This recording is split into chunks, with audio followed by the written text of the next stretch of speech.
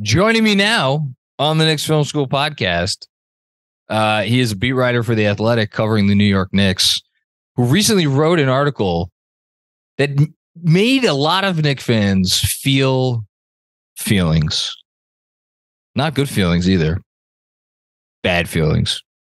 And I'm going to yell at him for the next 45 minutes, not only for writing said article and doing his job, how dare he, but also for mercilessly and unnecessarily making fun of me during his last appearance on this pod. And I could not be here for circumstances out of my control. Fred Katz. Hello. Well, John, thanks for that intro. I just wanted to say I'm really proud of you for showing up. This is like really impressive. Thank you so much for guesting on my and Andrew's podcast. Oh, wow. We both really appreciate you coming by. We know that you have a very busy day screaming things about Emmanuel Quickley's help defense just into the abyss. And it's wonderful to actually have you on a podcast. Look, it's so cute. You brought a microphone. Oh boy. You have headphones. It's like it's adorable. Normally you serve no purpose. You just go out in the woods, you scream random crap about the New York Knicks and nobody's listening. And they're just like, yeah, that's the insane guy who screams shit about how Obi Toppin is being used the wrong way. He should be more of a cutter and screener. That's the guy. And it's really nice for you to have some sort of purpose in life. You know? My downloads in the woods are up. I think like 150% in the last month. Killing it. Up from 2 to 3. Well done. I guess that's 50%. Up from 2 to 5. That's even better. Yeah, exactly. Math, Fred. Math. We do math in the woods. Yeah, you're growing. You're growing. That's unbelievable.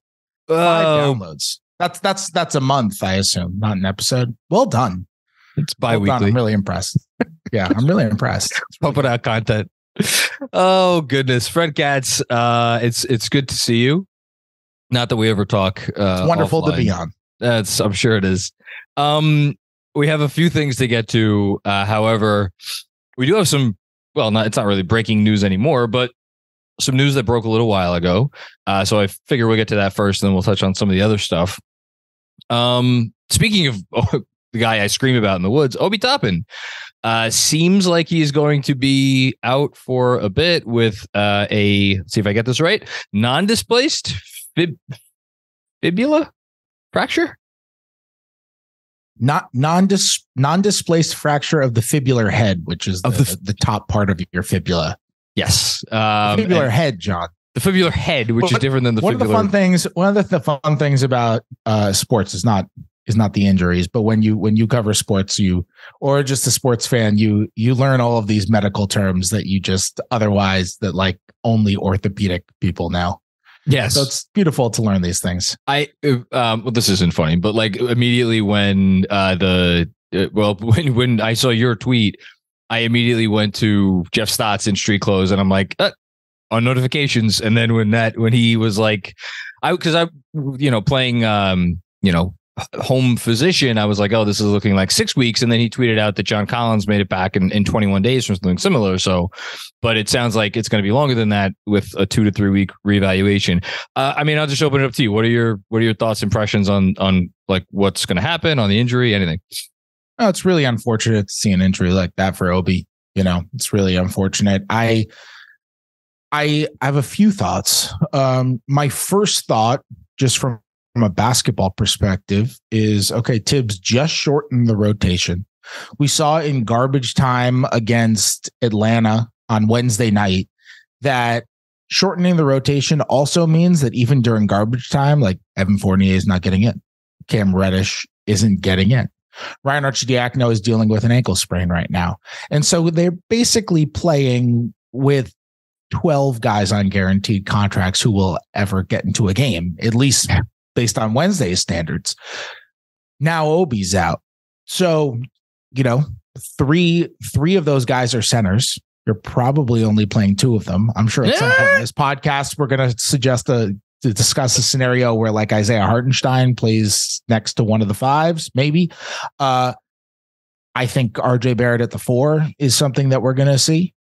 But you can't just like go let's say it's 21 days, right? Yeah. Like that sounds really quick. They said 2 to 3 weeks for whenever they say 2 or 3 weeks for a reevaluation, it's rarely, if ever, actually 2 or 3 weeks out. I feel like it's double the reevaluation time. You know, that's my default, which is why I was like, okay, 6 weeks. Yeah, I mean, maybe I don't know. It could be 6 weeks, sure. I mean, you know, Jeff Stott. You mentioned Jeff Stotts. Jeff Stotts was talking about that, how it could be that. But whether it's 3 weeks, 4 weeks, 5 weeks, 6 weeks, or longer than that, you're not playing an 8-man rotation for that long. Nope. So I wonder is Derrick Rose back in there? Because Rose is another guy who I left out accidentally before when I was naming the guys who didn't get in during garbage time or anything like that. Is Rose in? Are you playing Rose and McBride? If that's the case, okay, you got Brunson, you got Rose, you got McBride, you got Quickly all in one rotation. That's funky. That's a little small. Weird.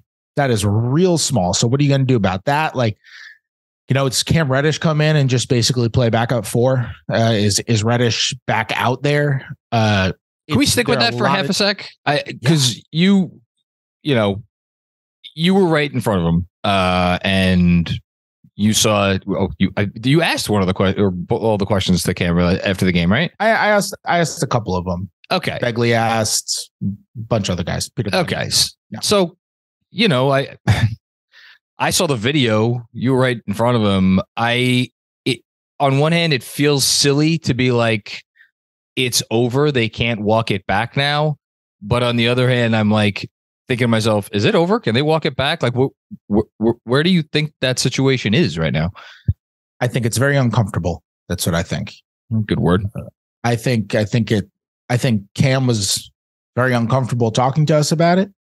I think it's uncomfortable enough that the Knicks didn't make him available to media for 3 straight media sessions where he was requested, which, to be clear, like when you request a player, they're supposed to be made available. And that's almost always how it works, even with restrictive organizations. And Cam not being made available was just like, okay, well, what's going on? Like, why is this not happening? And, you know, he stood there, he answered all of our questions. You know, he really did answer everything, but he was, you know, fidgety and he was uncomfortable during that time. You could tell. And I think if you just want to, if you read the room, there's something, I keep using the word uncomfortable, but there is something off about that situation right now. There's a disconnect. You know, Cam said he's not sure why he was pulled from the rotation. I'm sure the three of us can have some guesses as to why Cam was pulled from the rotation. And I'm sure we can talk about that. Yeah.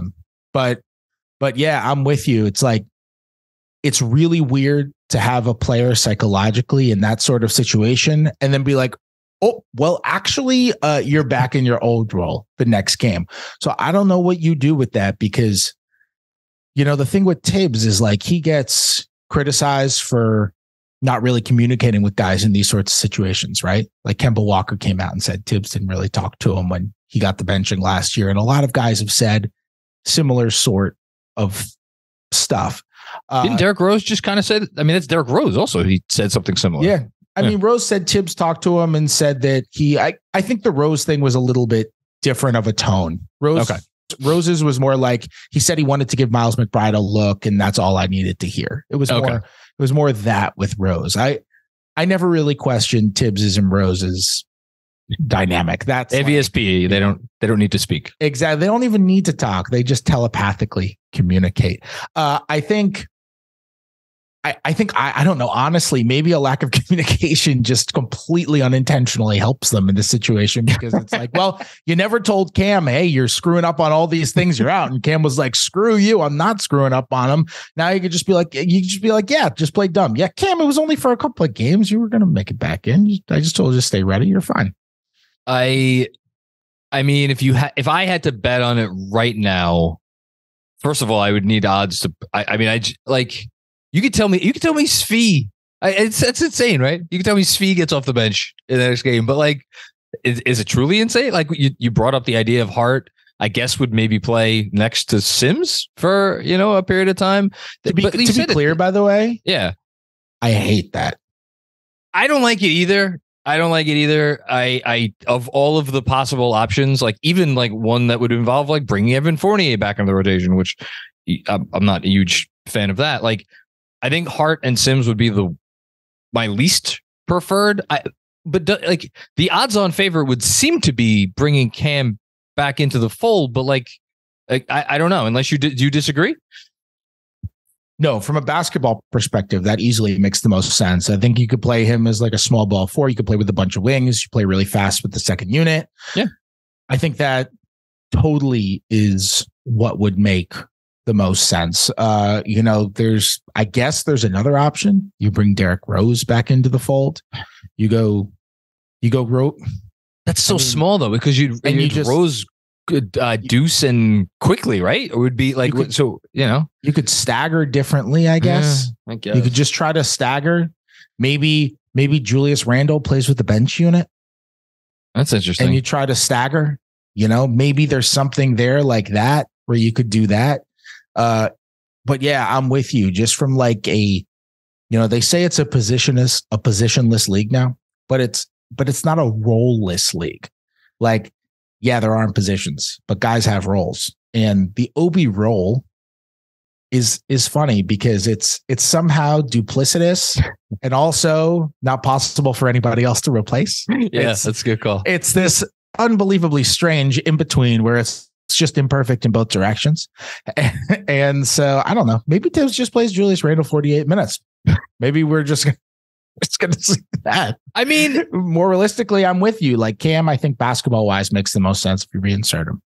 Yeah, I do too. I'm like, there's a part of me that is rooting for that, which will befuddle the people who I especially after the last few games think that I hate Cam Reddish and that like I have no sympathy for his plight.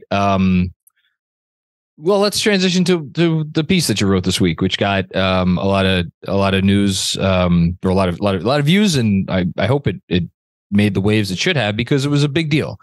As you wrote, teams, don't typically get trades done this early, or I guess explore the trade market as diligently as it seemed like the Knicks were doing. But you made the very good point that the Knicks like to get their work done soon. And you brought up several names, a couple of which we already talked about.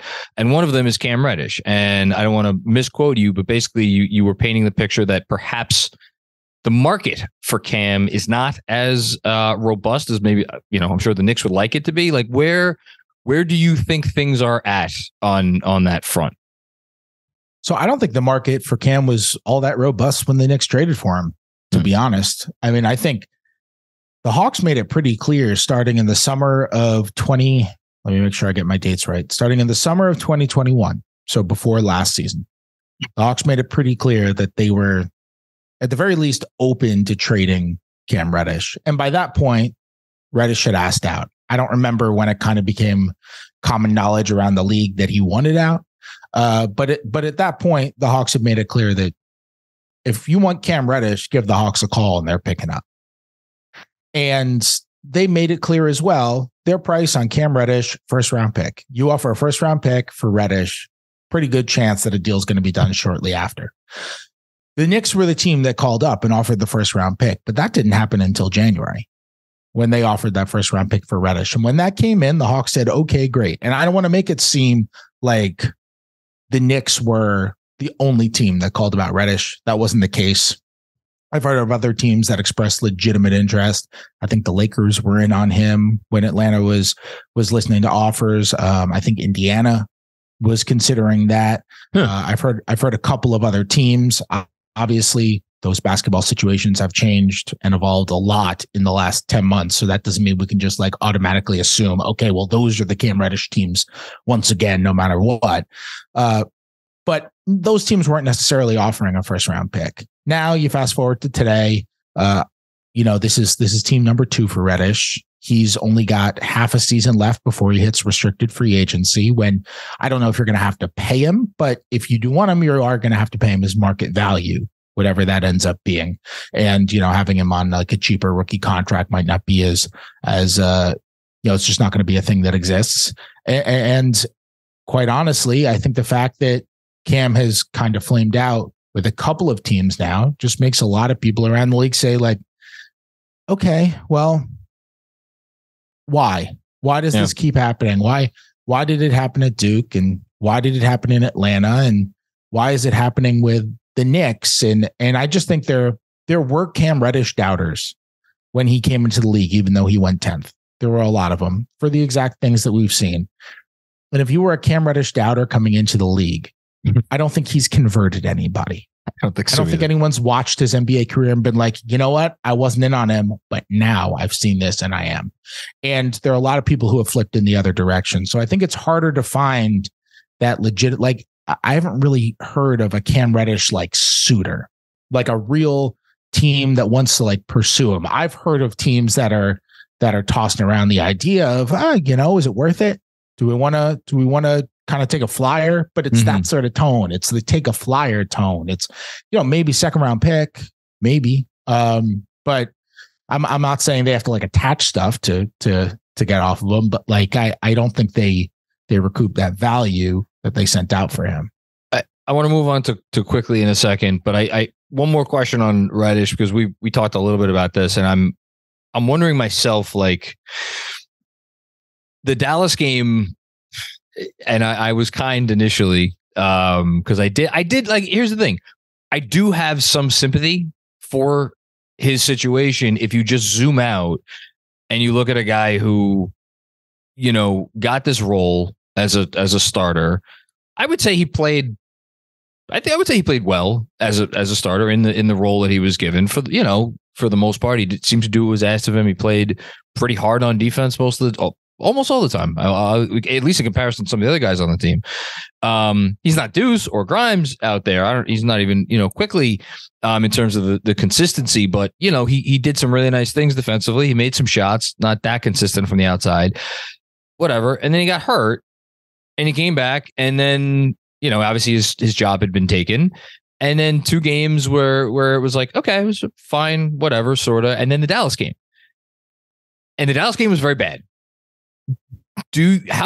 How big a role do you think that played? If just had to? Okay. Had to. Okay. Well, we haven't seen him since, John. No, we have not. Well, we saw him on the bench. He was looking somewhere snuggly. chopping logs in the woods right next to you for all we know. Yeah. We haven't seen him since. He's there was a play in the Dallas game. Look, the first half of the Dallas game, he was really choppy offensively. And he was turning the ball over and having weird plays and just moving, I'll say lackadaisically. Second half, he comes in the fourth quarter, the start of the fourth quarter of that game, and they're already down big because Dallas has that monster third quarter where they outscore the Knicks 41-15, and they're already down big. But he comes into that game, and you have to know at that point, like, Cam's on thin ice because, let's face it, he is not a Tibbs favorite, and that's the way these things go. So he's got to know he's on thin ice, right? So all you have to do in that scenario, if you're Cam, like, not all you have to do, but the minimum that you have to do is like, you have to basically bust your ass, right? Mm-hmm. Because if you're on thin ice with Tibbs and he catches you loafing, that's it. And we can talk about if Tibbs is if it's a perfect meritocracy with Tibbs when he catches somebody loafing, but I don't even think we need to. I think it's the secret's out. It's sure, not. Secret's out. But when someone is on thin ice, yes, and they get caught with that fashion, like that's it. Every time. That is it. I mean, there's a play with about 10 and a half minutes left in the fourth quarter. They're already down 20, and people might say it doesn't matter, but I promise you it matters to Tom Thibodeau. I promise you that there's Obi Toppin misses a 3 on the right wing. Cam is in the right corner, and he's being guarded by Spencer Dinwiddie. Maxi Kleber gets the rebound, and Cam's assignment is Spencer Dinwiddie, which means he should be the easiest guy for him to pick up. When the guy who is guarding you is the guy who you're guarding, that's the easiest one to match up in transition. So Kleber gets the rebound. He outlets it to Dinwiddie. Dinwiddie kind of lightly jogs the ball up. Cam should easily be able to get out in front of him, and he just kind of jogs up the floor. He takes like 2 steps like he's going to start to sprint, and then kind of decides, maybe not. He points to Mitchell Robinson to pick up Dinwiddie. So now the Mavs get into their half court. And this to me is the biggest problem with the Knicks transition defense. It's not necessarily that they give up all these fast break points. It's that they don't match up correctly. And then when teams get into the half court offense, they just exploit these mismatches. Yep. So now you've got Mitchell Robinson guarding Dinwiddie, and you've got Cam Reddish guarding the center, Maxi Kleber. So it's reversed. Mitch should be guarding Kleber. Kleber, for some reason, comes and sets a screen for Dinwiddie, which should allow them both to actually switch back to the proper. Yeah. Should be okay if you're moving fluidly. They botch the communication. Reddish kind of ends up standing still. Kleber gets a pick and pop wide open three. Next stoppage, Cam gets pulled from the game. He hasn't played since. So I think there are just too many moments. You can't have those kinds of moments with Tom Thibodeau as your head coach when you're on thin ice and then expect anything otherwise. Now, I just want to see how this is going to go with Obi out now, because I agree with you. I think the best basketball situation is the best basketball decision is you play Cam Reddish, who can be a small ball four and be a wing, and maybe you can get him out there playing passionately. But I also see the other side of like Cam is the kind of guy who, if you lose him, then you've lost him. Mm-hmm. And if you've lost him, then you're not going to get disruptive in passing lanes, Cam Reddish, or picking up his guy in transition, Cam Reddish, and that kind of stuff. So I don't know. I honestly have no idea what the right way to handle that situation is. Two things. One, it seems like, and I don't want to make too much of the last two games, but I'm going to make too much of the last two games. It seems like this most recent pivot is like, we're just going all in on the guys who are going to go balls to the wall, which leads me to my second point that you just brought up about like, those minutes matter to Tom Thibodeau, minutes at the end of games that may be a blowout. And you know how we know it matters to Tom Thibodeau? Because guess who comes in, and every time in those situations, he plays like it's the seventh game of the fucking NBA Finals, and that's Deuce McBride. And now Deuce McBride is getting real rotation minutes, and he's bringing the same energy. And, look, whether that's the reason that they've won the last two games or whether has to do with the fact that two, pretty good teams just had two of the most abysmal shooting nights that you could ever possibly ever want to see.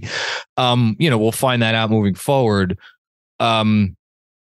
You flipped my opinion now. I don't think it's going to be Cam. I don't know what the hell it's going to be, but I don't think it's going to be Cam. But you run down the list and you're like, okay, but who? It's got to be someone that can't. Did you see what Andrew just did? No, I didn't. Oh, God. Bring back Melo. What odds would you need to, not that you would wager on this, but Andrew's what odds? Holding up a Melo jersey now. There you go. He does play the right position. If you gave me 30 to 1 odds, I think I would think about like betting on that the Knicks would sign Carmelo Anthony. I would need better odds. Chaos. I would love the chaos. Want the chaos. All right. I know we spent too much time on Cam Reddish. Emmanuel, quickly.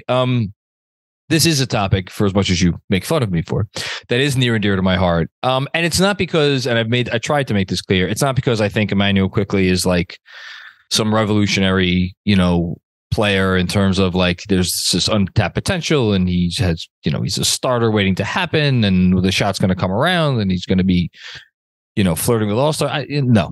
But I just, you wrote about this so well. What was the flexibility piece that you ended with the gymnastics line that I loved? That was like 2 weeks ago, right?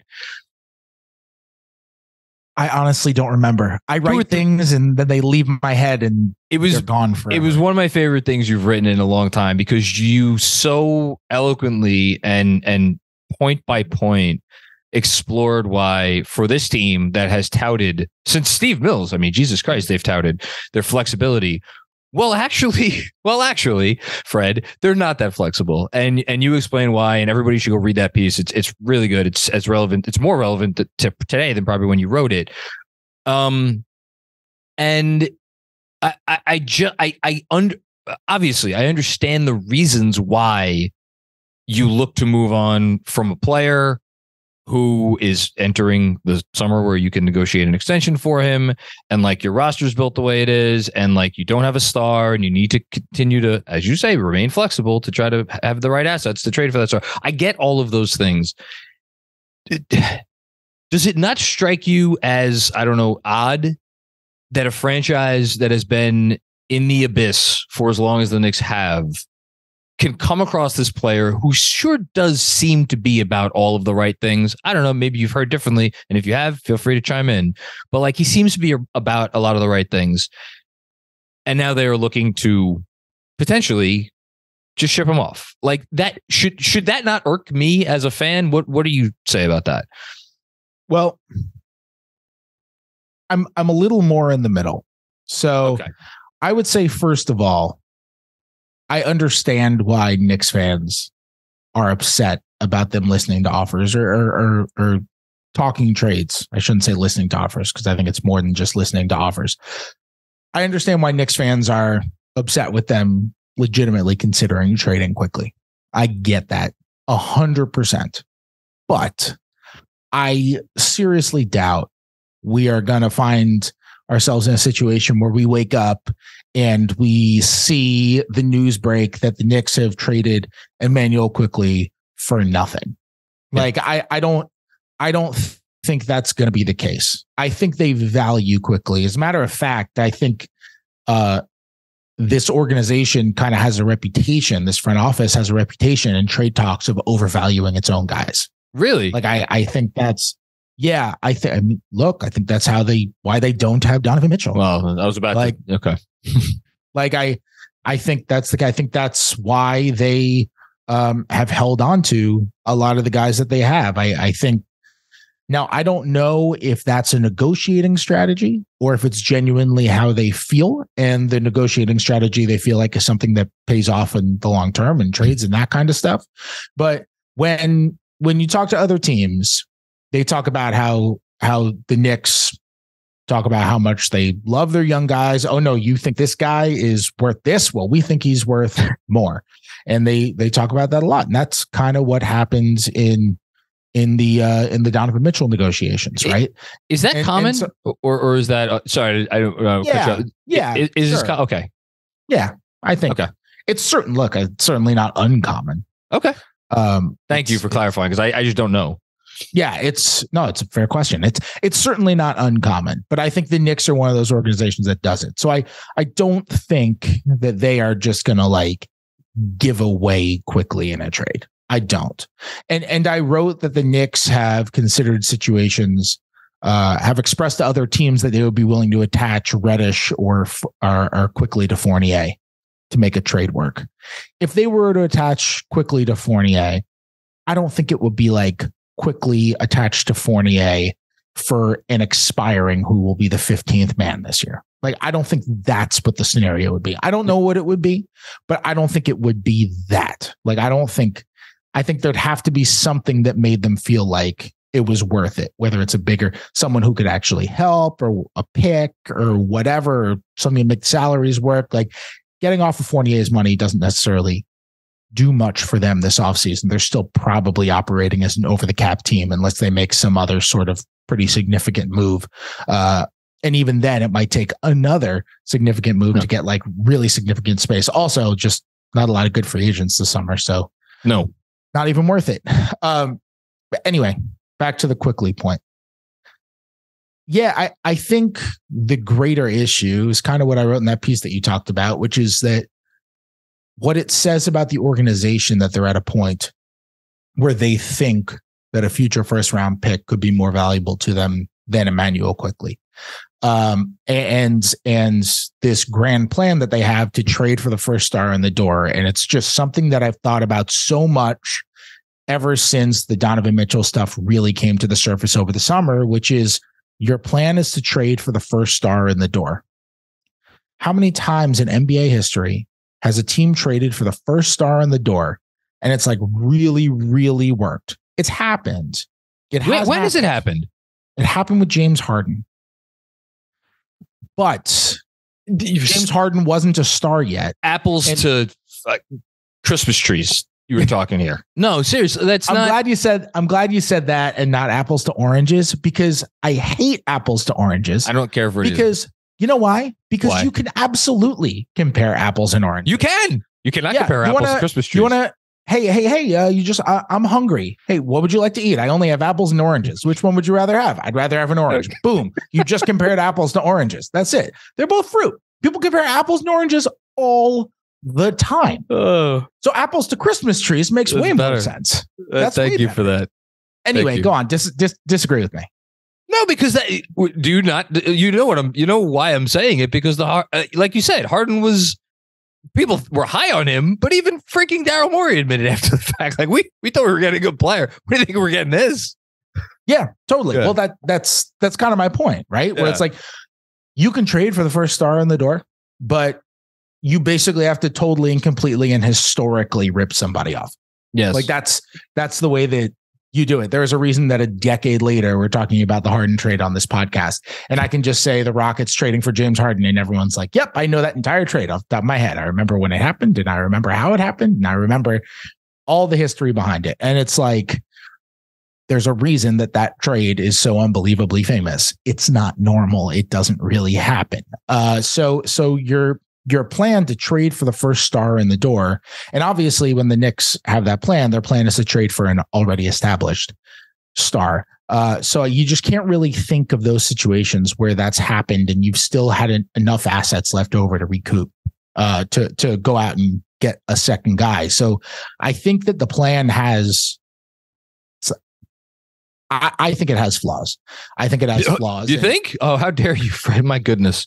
She's never appearing on this podcast again. And I think that I think the fact that Quickly is the one who's available is kind of, it's just a result of the flawed plan, where it's okay. The young guys are aging out of where they're really valuable as trade pieces. So how can we keep this guy as a trade piece? We roll him over and turn him into a draft pick. And now that draft pick is going to be a trade piece. And so it's like, you just kind of keep going and going and going, and we'll see. I mean, look, I actually think there are certain trades, for what it's worth, where Emmanuel Quickly as an extension eligible guy next summer actually is more valuable than a first round pick. We could sit here and talk about Quickly trades, and I think my favorite line of the most recent piece that you wrote about the potential of them trading Quickly is that there are first round picks and that there are first round picks. And I would hope, at the very least, especially with Brock Aller on the payroll, your colleague Mike Vorkunov, I believe, once wrote the phrase about Aller that he knows like the value of every piece of paper in the NBA better than anybody else. Yeah, I love that line. But you wrote that, like, you know, there are firsts and then there are firsts, and that he's like, they know what they're looking for here. You would think, right? Yeah, I don't think they want a crappy first. No, like when I say future first, like, it's not, they don't want a top 20 protected first. No. Now I don't know. I can't tell you the specifics of what they really of what they really want in the best case scenario and what they really willing to settle for. I can't say that, but I'm pretty confident that they're not just like going out there and being like, yeah, any first will do. I don't think that's the case at all. So I really don't. And and maybe this is a good transition to, you know, finishing up by actually talking about the team, but like, I'm not saying that there's not a world where they could have approached things differently the last few years and still be sitting here and still be considering potentially, looking to deal Emmanuel Quickly. But just to look at the money that was spent specifically in the summer of 2021 and where all those dollars are being allocated now, I mean, all of them are being allocated to players that are not playing in the rotation for the New York Knicks, unless you want to count Julius Randle. And the conversation from almost the beginning of last season, maybe not the beginning of last season, but from early on last season, which is like, well, wait a minute, hold on. The kids could do this. What we're seeing out there, the young players could do this. So it's like you didn't even, the whole goal was to like build, lift the thing up with veterans. Well, that didn't happen. And you spent all this money, and now you're trying to flip, an asset because for reasons, because this is kind of what you do. You churn and burn in the NBA if you want to keep your asset base, I don't know, liquid. Can I give you a piece of advice, John? Please. Might save you a couple years of your life. Oh, goodness. I need it. I don't believe in fans getting like extra furious. This was the other thing I was going to say before, and I forgot. I don't believe in fans getting extra furious about trades that haven't happened yet. That's good advice. It's just not worth it.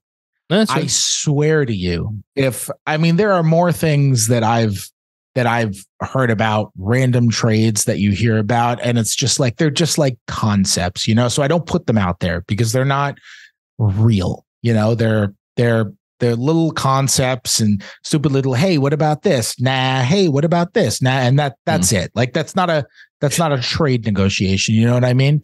And there are certain ones that you hear about, and I chuckle because I'm like, man, if I just like threw this out there, Macri would just lose. I don't know if he has internet where he is right now. He's like out in the wilderness screaming something really weird about fibular heads or whatever else. But if he has internet, he would lose his freaking mind. So Fred, don't get mad about trades that haven't happened yet. It is not worth the stress. Process though, Fred. Go crazy. But process matters. And I think every fan, especially fans in this city, with what we've had to deal with for the last 20 years, would like to have some faith in the process behind the actions, which I think, by the way, is why this front office has gotten more of the benefit of the doubt than it maybe deserves. Because you could look every step of the way and be like, okay, the process was sound.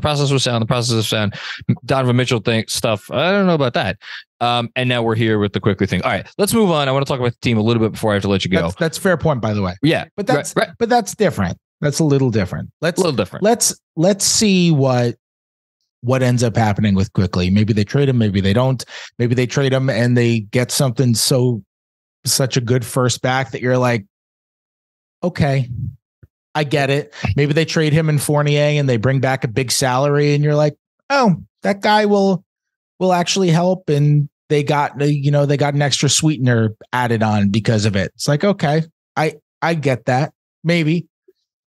Who knows? I just don't know. So I'm not for the big judging until it actually happens, because they have discussed like I think I hope I said it in that piece. I think I did it. Like they have discussed all these different kinds of Quickly scenarios where he's involved in a million different types of deals. So, so that's a good transition, because I think this team, part of the reason that it has been, to put it politely, an up and down season, is because I think everybody, and look, I know it's a business, but I've made the point that I think, guys know that it's unsettled at the moment, they said a thing like, what was it, the first day of law school, where it's like, look to your left, look to your right. One of the people won't be here, in 3 years when you graduate. It might be you. It's like that type of thing. And I have to think that matters a little bit. I mean, RJ Barrett is under contract, and yet after what happened this summer, where he was halfway to Utah, how he's been playing, another thing. So like, there's all this stuff going on, and yet through it all, they're 12-13. And if you look at it since the Thunder game at home, when they gave up 10,000 points to Oklahoma City, they're 6-6, and their net rating in that time, I believe, is 13th in the league. And I looked it up today. I couldn't believe it. They have the 7th ranked defense since that Thunder disaster. So like, yeah, the Dallas game was in there, and the Dallas game was obviously very bad, but they've kind of righted the ship a little bit. And you've written a lot on it this year about how this is like, look, it's a mediocre basketball team. It is what it is. Where do you get the sense right now about like where they are, where you think they're going? Like, what's your read on the team that you cover every day? Can I tell you my 2 favorite Knicks stats of the day? Please. My first one is that they are one back in the loss column. Is Andrew asleep right now? Andrew's head was down. He's doing work. The hat was over his eyes. I am taking notes on the podcast that you're recording with John. That's literally what I'm doing. Andrew, hold up that notebook a little bit closer because I think it's just going to say "I heart Jacob deGrom" over and over. And that's over not cool. That is not cool. I am in the process of moving on. I've gotten to the place of acceptance. Justin Verlander actually pitches games and potentially. Whoa! Listen, Justin Talk Verlander about a different tune. Apparently, Justin Verlander's fine with CDC guidelines too. So whatever. Macri's favorite baseball player is Jacob deGrom because they show up to work about as often.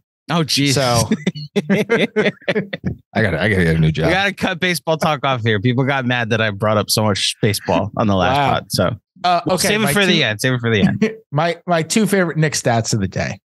And I say this heading into Thursday night's games, that first off, somehow the Knicks are one in the loss column back of home court advantage in the Eastern Conference playoffs, which is incredible with where that is insane with where the Eastern Conference is. I was talking to some people yesterday. I was talking to some Hawks people at the game, and we're talking about just kind of like their season. They say, yeah, it's like we have some bad losses. Like we have some losses, games we really feel like we should have won. And I say to them, yeah, everyone does. It's insane. Everyone in the league has losses. They feel like, oh, it's a terrible loss and should have won. It's just like everyone is 500 or damn close to it, except for a few teams that are really, really good and a few teams that are really, really bad. The parity in the league is unbelievable. I feel like somehow, I know it's not mathematically possible, but it's just true. It's this weird paradox of the NBA where every single team in the league has a bad loss to the Thunder, and yet the Thunder don't have 29 wins. But it's amazing. Everyone has a bad loss to the Thunder. And you know what? Losing to the Thunder, not a bad loss anymore. No. The Knicks are so freaking weird that they gave up 145 points to the Thunder, right? And their season was over. They were done.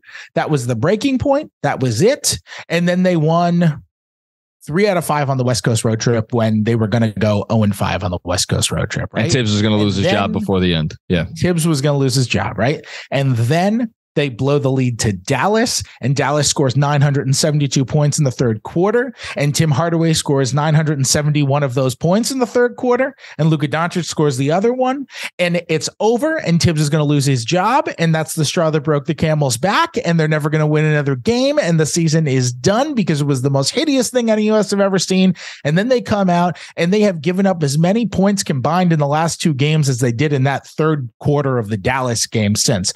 It is so weird how they've operated, but weirdness is in this year. Weirdness is the thing. Everyone has a bad loss. Everyone does. It is everyone has many bad losses, and it's just kind of the way of in baseball. You never really get this because we're all conditioned to know that one baseball game says absolutely nothing about how good or bad of a baseball team you are. Yeah. Because there's so much variance game to game. In basketball, we're conditioned to not think that way because some teams are just awesome all the time and some teams just stink all the time. But the league has changed. There's a lot more parity now. Other thing that I love, the last 2 games have been so strikingly ugly for the teams the Knicks have been playing. And I think it's a combination of both the Knicks playing legitimately good defense. Yes. And them just missing shots like freaking crazy with the Cavs game and the Hawks game. That the Knicks were 26th in defense after the Dallas game. And now 2 games later, they're 18th. They climbed because of 2 games. They climbed 8 spots. That's a jump you see after 2 weeks of the season. Maybe 3 weeks of the season, not after whatever we are, 25 games. You don't see that, at this point of 2 games. But yes, you're correct. Yeah, I mean that's insane. So those are my 2 ones. But I think the defense is legitimately better. I can't believe we haven't talked about Quentin Grimes. Whew. Saving the best for last. He's so good guarding the ball. He is my favorite thing about this team right now. He's my favorite player to watch. If I key in on him on any defensive possession, I'm probably gonna be a smile added to my face. It's funny, we for all the jokes about Mr. Untouchable, right? With the Donovan Mitchell trade scenario and what have you, and I wonder where he ranks internally now for them on their, if you give him give Tibbs truth serum, give the front office truth serum. Like, I don't think you need to give Tibbs truth serum. I think he's been one on Tibbs's board for a little bit. Yeah. Wow. Total guess, by the way. To be very clear, that is. I have not had like Tibbs tell me that. I haven't had a source tell me that. I just am basing this on what Tibbs thinks of the guys. I think Tibbs loves Grimes.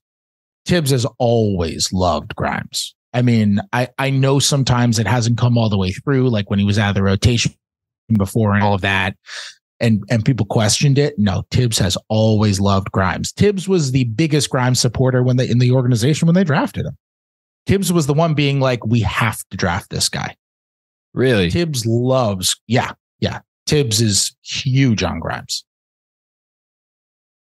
I like that. I'm happy. That makes me happy. I don't know how many other people. He's a very Tibbs player. Yeah, he's a very Tibbs player. But can't that be a compliment? I know Tibbs, is persona non grata right now amongst most everybody besides me, I guess, in this fan base. But like, if you're a Tibbs player, doesn't it just mean you like play your ass off all the time and you make the right decision? You make the correct basketball decision more often than not. Yes, that is what it means. Yeah. There's nothing wrong with being a Tibbs player. There's only something wrong with a coach only playing Tibbs players and not being open to playing non-Tibbs players. But something wrong. I mean, Miles McBride is a Tibbs player too.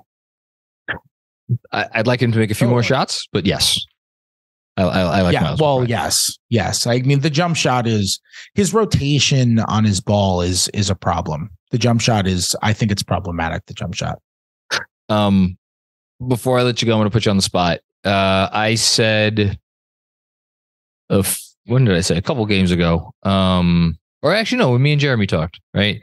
I think I set the over-under on players on the current roster who would be traded before the deadline at 2.5. Are you taking the over or the under? And do you think that's the right line? Do you think it's a better line? I think 1.5 is a better line. You think 1.5 is a better line? Really? Okay. Bad job by me then. It's just hard to. I'm going to take the under 2.5. Okay. But I think I would take over 1.5. Okay. So now I don't feel so bad about the line. Yeah, I guess that's true. I guess you're right. You're not like it's an easy. I think Yeah, no, but it's just trading 3 players is pretty rare. Trading 3 players. I guess it is. Yeah. That's true. Trading 3 is pretty rare, So I would have to say 2. I don't know who it's going to be, but Fournier is obviously a candidate. Rose is a candidate. Quickly's a candidate. Reddish is a candidate. Anyone else that I would think could potentially be at? I mean, those are the 4 really obvious ones. There's one John wants you to say. No, listen. No, I see him smirking. I didn't say anything. Let me ask you that. Would you? Because I think you've hinted at it that if there's a Julius trade coming, I think you've said or written at some point that would probably be more of an off-season thing. Or am I wrong? I mean, that's just more my intuition. Where with Randall, like if you call the Knicks about Randall, they're going to pick up. It's not like they've made Randall some sort of untouchable. The Knicks have listened to Randall deals before. They've made it clear that they would listen if people want to make them Randall offers, but they're also not willing to attach, at least historically, they're not willing to attach draft picks to Randall just to unload the contract. And I think the 4 years are very,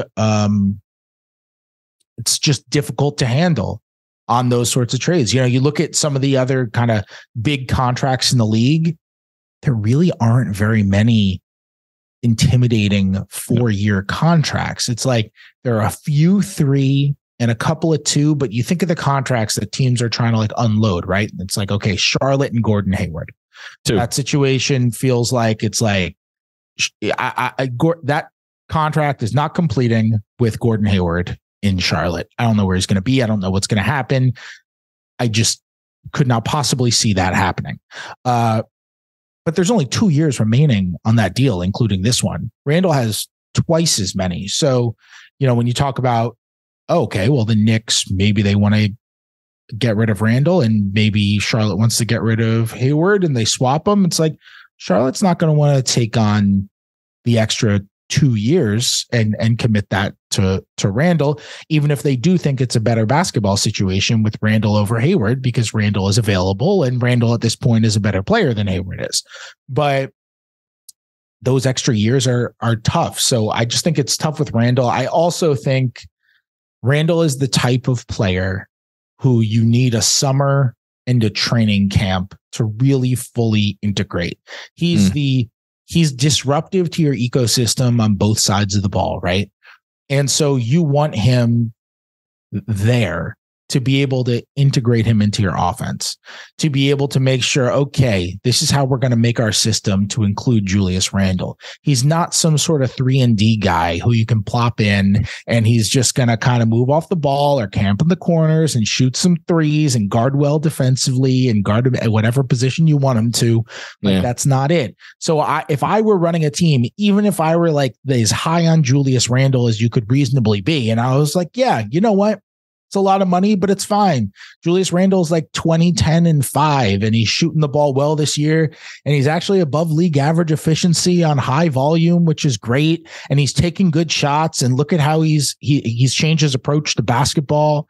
And yeah, let's bring Julius Randle in. And we think our coach is going to utilize him differently defensively to make him, cover up some of his deficiencies and whatever. You're super high. I still would be saying, I'll call you about it in the summer.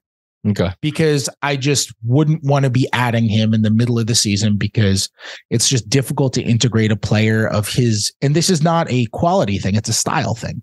Sure. It's difficult to integrate a player of his style into an offense and into a defense in the middle of a season when you don't have a summer to do it. You don't have a training camp to do it. That's the value of that stuff. So that to me is why I think if there were a Randle trade, he's an off-season sort of guy, on top of the fact that he makes a lot of money and you don't have to worry as much about matching salaries in the off season because maybe you're trading with a team that's below the cap. So that's what I'm saying. But that said, it's December, man. The trade deadline is 2 months from tomorrow. A lot of time.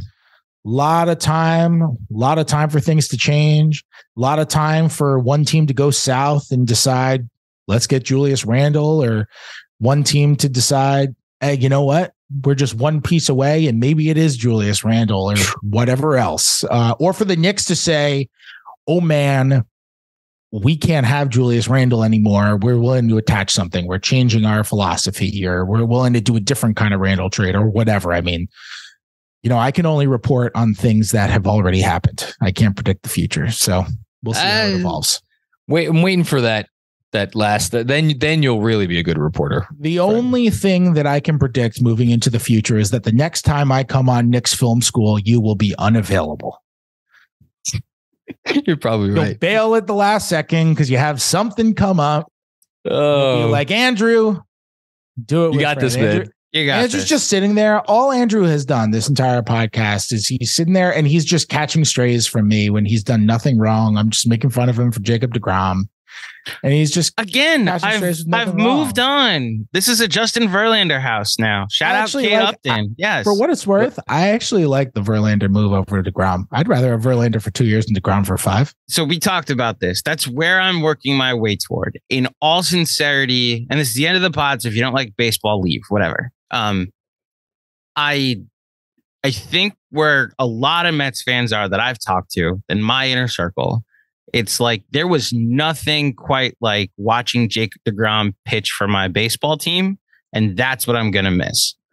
Having said that, Justin Verlander's like not a terrible consolation prize. The voted unanimously best pitcher in the other league on the World Series champions. And, you know, I think in the past, there's also that Wilponness, as you guys were talking about, organizational direction that like you lose DeGrom. It's like, all right, so I guess Peterson is stepping in or Tyler McGill is going to have to step up. No, we're going to go spend the highest average annual value for a pitcher ever in Justin Verlander. So it's nice to know that the Mets are able to plug the holes with like still elite pitchers and actually spend like a big market team. I say all of that in knowing that the first time he has like a complete game for the Texas Rangers, it's going to suck. But knowing Jacob deGrom the way I know him, and anybody from Texas seeing this will understand this when they get this, when it happens to them. Not many complete games coming your way anytime soon. Not many complete seasons either. So enjoy the back half of that contract. Meanwhile, all Fred's gonna do is laugh because he gets to watch Aaron Judge for. I was happy for you. I really was. That what John Heyman did to Yankee fans for 24 hours was not fair. Okay. It was really stressful time. Arson Judge. It was a really stressful time. Yes. It was really, you know, I was extremely lucky because I didn't see and I have Twitter alerts on for Heyman too. Mm-hmm. So I just missed it. But there was a 7-minute period there where Heyman tweeted that Judge was going to the Giants. And then 7 minutes later said, actually, no, he's not. My bad. And yeah. And I missed it. I saw the alert for actually, no, he's not. And then immediately got a text from my buddy, Chris Kirshner, who covers the Yankees for us at The Athletic. Just like texting me about the whole thing and basically checking in to see if my heart stopped. Okay. Nice to have people on the inside. And I was like, what is happening right now? So I was able to experience the aftershock saga without actually having my heart fall out of my chest from it happening. So it was really kind of the ideal way to experience it. Very nice. Can I actually ask you something? Like, as a reporter, have you ever had that type of thing happen to you where someone that's a reliable source says one thing and then quickly might retract it? Not like it being Heyman, but like someone when you're like, you just had a story, this thing went quickly and you went through rounds of vetting to make sure that it was accurate. Like, what's the process there for those who might not know?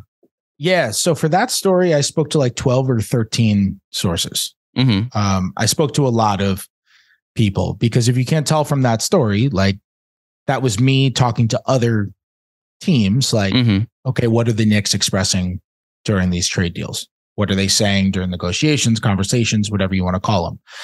And when you do something like that, sometimes teams BS you, you know, like if you're Team X and you're on the phone with the Knicks and the Knicks say, here's what we want out of this deal. It might be a negotiating tactic. That might not really be what they want.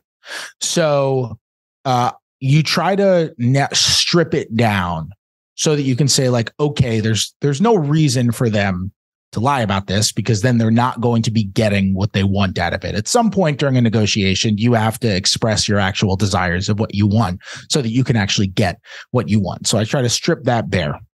For example, there were a couple of deals that I heard about that were more specific than what I put out there because I could only verify it with one side of it. So I couldn't put it out there. But you hear similar sorts of objectives from another team and then from another team. Mm-hmm. And then all of a sudden you're like, okay, well, they've told this to multiple teams now. Yeah. That they are willing to trade Evan Fournier for a worse contract if I'm bringing back an asset. They've told that to multiple teams. Okay. We've got that on solid ground. Yeah. Like they have expressed that various times now. We know that's real. We've got it. Yes, I've definitely had people tell me things and they were not correct. Either they called me back and were like, actually, that's not true. Or I went to somebody else and they were like, that's not true. That has definitely happened. Actually, it happens like all the time. And that's like a reporter's worst fear And it's why you always have to be as cognizant as you possibly can about making sure that your sourcing is actually coming from two different sides.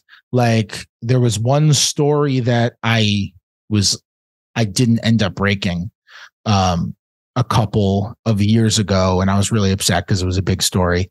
And I was like on the 2-yard line of it, and I had two sources telling me the details of it. And I knew it was right, but I couldn't run with it because I thought it was possible that those, not probable, but possible that those two sources knew about it because they had heard about it from the same person. And if that's the case, when you back channel it, then you really only have one source. So I needed to account for the fact that that could only be one source, and I have to get a second. And, or I have to get a third, I'm sorry, in that case, which would really be my second. And I ended up not getting it. And it turned out my intuition was correct and everything was correct.